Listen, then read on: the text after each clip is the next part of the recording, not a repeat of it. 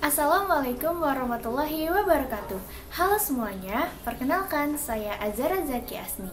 Saya akan membuat video pembelajaran singkat tentang materi fisika kelas 11 semester 2, yaitu tentang alat-alat optik.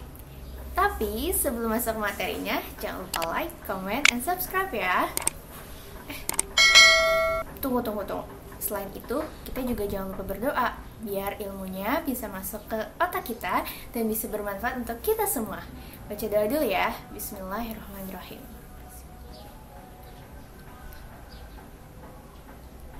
Amin. Yuk kita masuk ke materinya. Disimak baik-baik. Selamat belajar. Nah, sesuai dengan apa yang saya katakan di awal dan juga yang tertulis di judul video ini, saya akan memberikan materi fisika tentang alat optik. Oke, sekarang kita masuk ke pengertian alat optik. Alat optik adalah alat yang bekerja berdasarkan prinsip cahaya. Optik sendiri memiliki arti yaitu cabang fisika yang menggambarkan perilaku dan sifat cahaya serta interaksi cahaya dengan materi. Prinsip kerja alat optik adalah dengan memanfaatkan prinsip pemantulan cahaya dan pembiasan cahaya. Nah, lalu ada 3 komponen utama yang digunakan untuk merakit sebuah alat optik. Yang pertama ada lensa, yang kedua cermin, dan yang ketiga prisma. Oke, apa aja sih alat-alat optik? Yang pertama ada mata, kacamata, kamera, loop, mikroskop, dan teropong. Tidak asing bukan alat-alatnya? Nah, sekarang kita lanjut ke penjelasannya. Alat optik yang pertama adalah mata. Mata adalah alat optik alami manusia yang berfungsi sebagai salah satu panca indera, khususnya indera penglihatan.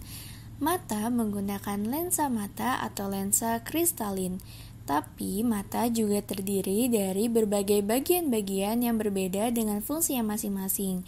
Antara lain ada kornea, otot mata, aqueous humor, vitreous humor, iris atau selaput pelangi, retina atau selaput jala, dan masih banyak lagi yang bisa kamu lihat di gambar tersebut. Alat optik yang kedua sangat berkaitan dengan mata, yaitu kacamata. Kacamata adalah alat optik yang berfungsi untuk mengatasi cacat mata, karena lensa mata sendiri memiliki kemampuan yang dinamakan dengan daya akomodasi. Ada 4 jenis cacat mata. Yang pertama, miopi, di mana penderitanya tidak dapat melihat dengan jelas benda yang jauh dan dapat ditolong dengan lensa negatif atau lensa cekung. Lalu yang kedua ada hipermetropi, di mana penderitanya tidak dapat melihat dengan jelas benda yang dekat dan dapat ditolong dengan lensa positif atau lensa cembung.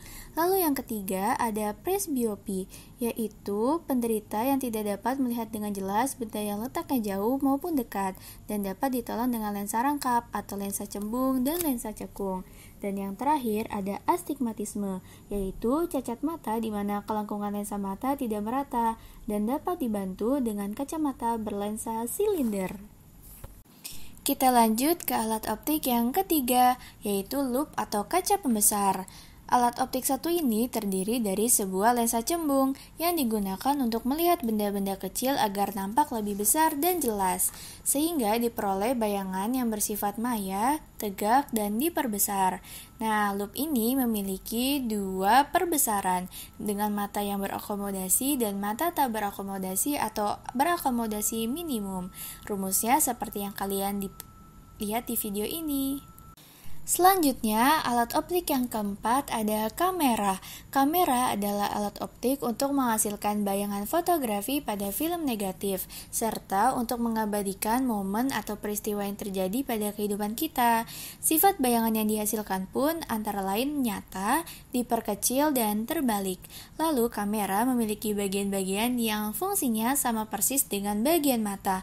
Antara lain ada lensa, seperti lensa mata, diafragma seperti iris mata, apertur seperti pupil mata, dan film seperti retina mata. Nah, untuk bagian selengkapnya dapat kalian lihat pada gambar di video ini. Lalu, alat optik yang kelima ada mikroskop, yaitu alat optik yang digunakan untuk melihat benda atau objek yang berukuran kecil.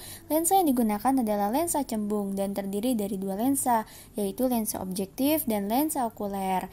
Nah, untuk rumus perbesaran dan panjang mikroskopnya bisa kalian catat dari video ini ya. Nah, alat optik yang terakhir ada teropong. Teropong terbagi menjadi 3, teropong bintang, teropong bumi, dan teropong panggung. Ketiganya sama-sama berfungsi untuk melihat benda-benda yang relatif jauh. Bedanya adalah bintang untuk mengamati benda langit, bumi yang berada di bumi, dan panggung yang berada di permukaan bumi. Nah, untuk rumus perbesarannya, ketiganya memiliki rumus yang sama, kecuali rumus panjang mikroskop. Rumus yang pertama untuk teropong bumi saja, dan rumus yang kedua untuk teropong bintang dan teropong panggung. Nah, gimana alat-alat optik mudah bukan?